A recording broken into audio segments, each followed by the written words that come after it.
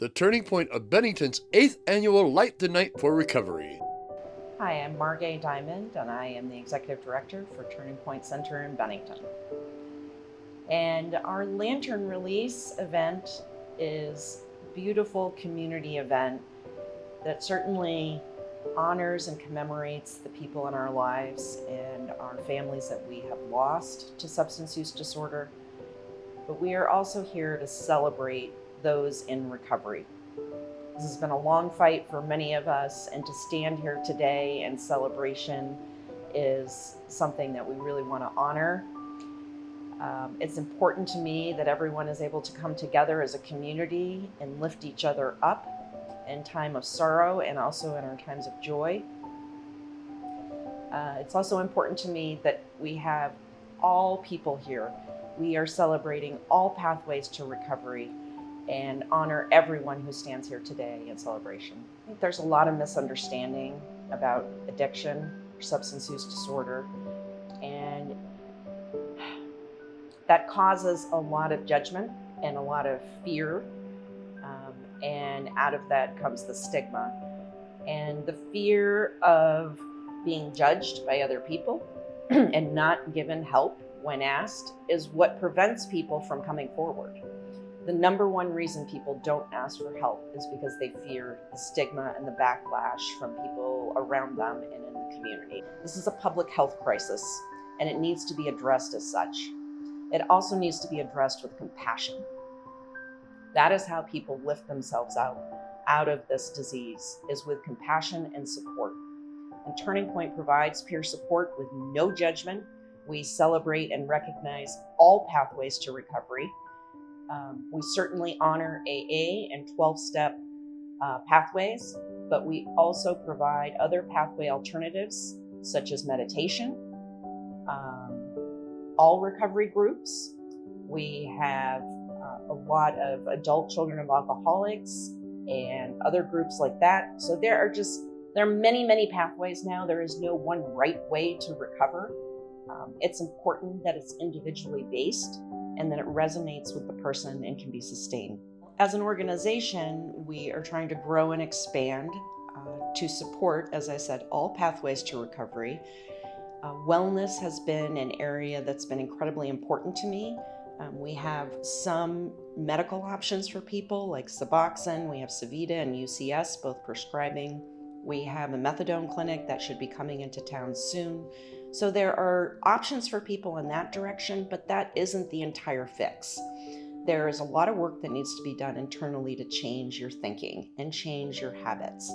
And for that reason, wellness has been very important to me. And we have brought on 2 seasoned wellness instructors who work with our clients individually as well as in groups to work on things like breath work, which can help control anxiety, to work on meditation, which can help control the racing thoughts in your mind. These are all incredibly important things as part of recovery. Part of our role here at Turning Point is to not only be peer coaches and navigators for folks to help them to understand what their options are and where to go next, but we are also supporting our MAT providers, medicated assisted therapy providers, Savita and UCS. So United Counseling Service runs an IOP program, which is an intensive outpatient program where folks meet 3 times a week, and they have a curriculum that they're following, but they come here every other week for wellness, which is a beautiful thing. So they're taking a trauma-informed yoga class and they're doing some breath work practicing. So we're able to support UCS on that front and work collaboratively. We are doing the same at Savita and offering peer support to their clientele. We are really connected at the hip with a lot of organizations in this town. We seek to try to divert people from criminal paths and into support paths. So we are working with probation and parole. We are working with Center for Restorative Justice and offering those services to their clients who are struggling. We also work with DCF. We have 2 parents and recovery groups right now. One of them is being run at the UU Fellowship and includes childcare on site for folks. and we are running a second Parents in Recovery group actually inside the community room at Applegate. And by going out into the community and trying to solve some of the transportation barriers, the access barriers, and really meet people where they are at, and provide that support to help lift people up in the next stage of their journey. Can you address that just a moment, that there is hope? Oh, there's so much hope. We try to model that hope every day. I am a person in long-term recovery, as is all of our staff here. We have been through the darkness, and I think that makes our relationship with clients who come forward and want to engage with Turning Point very different from the other relationships they have.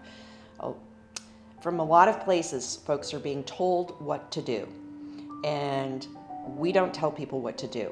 We listen, and we search to find what is important to that person, and then we work to support that.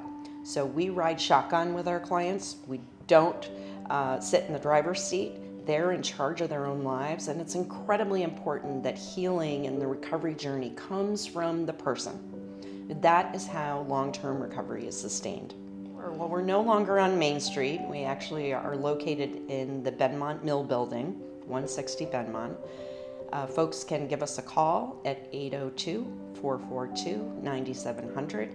They can also go on the website, which is tpcbennington.org. And on the website, we actually even have online forms where people can request a call back. So it can be very, very private. Everything is confidential here.